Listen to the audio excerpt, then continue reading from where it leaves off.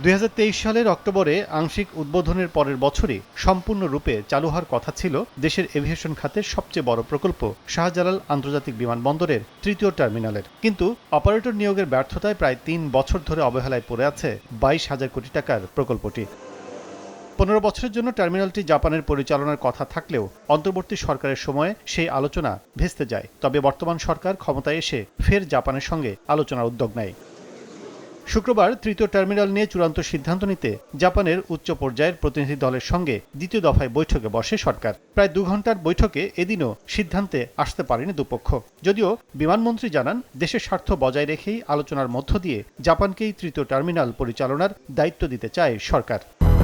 200-র বেশি সার্ভিস ও ফিচারে লেনদেনের সব বিকাশ অ্যাপে সম্ভব। যখন একটা ডিসকাশন টেবিলে বসা হয় তখন কিন্তু অনেক রকম প্রপোজাল চলে আসে।